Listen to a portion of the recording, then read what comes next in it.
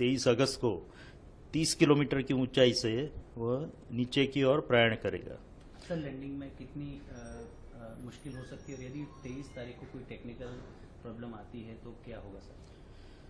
तो 30 किलोमीटर की एल्टीट्यूड या हाइट से लैंडर नीचे की ओर चंद्र की सतह पर जाने का प्रयास करेगा 23 अगस्त को, और उसके 2 घंटे पहले हम पूरे जो कमांड है वो यहाँ से जो हमारा बाइलालू अर्थ स्टेशन है वहाँ से अपलोड कर देंगे लैंडर मॉड्यूल के अंदर। और उसके बाद जो लैंडर मॉड्यूल की हेल्थ चेकिंग, टेलीमेट्री और चंद्र में जो स्थिति है उसको सबको ध्यान में रखते हुए लगभग 2 घंटे पहले हम ये निर्णय लेंगे कि उस दिन चंद्र पे उत्तरायण करना ठीक रहेगा कि नहीं रहेगा। तो अगर मेरे ख्याल से कोई और मुश्किल तो आने वाली है नहीं, और हम पूर्णतया 23 अगस्त को ही चंद्र पे उतरने का प्रयास करेंगे।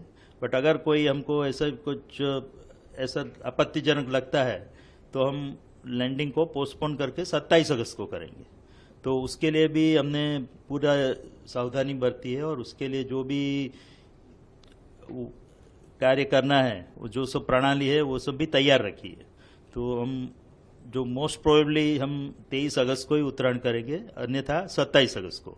और 23 अगस्त को 30 किलोमीटर की हाइट से वो लैंडर नीचे उतरने का प्रयास करेगा। तो और उसकी जो वेलोसिटी होगी 30 किलोमीटर की हाइट पे वो लगभग 1.68 किलोमीटर पर सेकंड, जो काफ़ी गति मानी जाती है, स्पीड मानी जाती है, उससे वो नीचे की ओर प्रयाण करेगा। और जैसा कि आपको पता है चंद्र का जो गुरुत्वाकर्षण है वो उसको नीचे की ओर खींचेगा। तो उसके बाद वो इसलिए हमको जो थ्रस्टर इंजन है उसको रेट्रोफायर करना पड़ेगा, जिससे कि उसकी स्पीड कम होती जाए, और धीरे धीरे जब चंद्र की सतह पर पहुंचेगा तब लगभग 0 स्पीड हो जाएगी उसकी। तो उसके लिए हमको इंजन थ्रस्टर फायर करेंगे। तो ऐसे 4 थ्रस्टर इंजन हमने लगाए हुए हैं लैंडर मॉड्यूल में। तो पहले 30 किलोमीटर से वो 7.5 किलोमीटर पे आएगा, वहाँ से 6.8 किलोमीटर पे आएगा। उसके बाद वो 2 इंजन हम बंद कर देंगे और फिर 2 इंजन से ही नीचे की ओर प्रयाण करेगा। जो 2 इंजन उसको रिवर्स थ्रस्ट देंगे, जिसके कारण जैसा कि मैंने बताया जब 30 किलोमीटर पे था उसकी गति 1.68 किलोमीटर पर सेकंड थी, वो 6.8 किलोमीटर तक आते आते 350 मीटर पर सेकंड तक हो जाएगी, यानी कि 4 गुना कम हो जाएगी। उसी तरह वो 6.8 किलोमीटर से फिर 800 मीटर तक आएगा, और तब लगभग उसकी स्पीड जो है वो 0 मीटर पर सेकंड जैसी हो जाएगी। और उसके बाद सीधे 150 मीटर तक नीचे प्रयाण करेगा, जिसको वर्टिकल डिसेंट बोलते हैं। और उसके बाद अन्य जो हमने सेंसर और कैमरा लगाया है उसके इनपुट लेके, और उसमें जो रेफरेंस डेटा स्टोर किया गया है, रेफरेंस इमेजेस, उससे उसको कंपेयर करके वो डिसाइड करेगा, वो निश्चित करेगा कि वो जो जगह पे लैंडर खड़ा है वहाँ पे घूम रहा है, वह उसके सीधा नीचे उतरने से वो सही जगह पे लैंडिंग कर पाएगा। अगर उसको लगता है कि ये जगह अनुकूल नहीं है तो थोड़ा XY डायरेक्शन में प्रयाण करेगा, थोड़ा दाईं ओर या बाईं ओर मुड़ेगा और लगभग 60 मीटर तक जाएगा, और उसके बाद सीधा नीचे प्रयाण करेगा।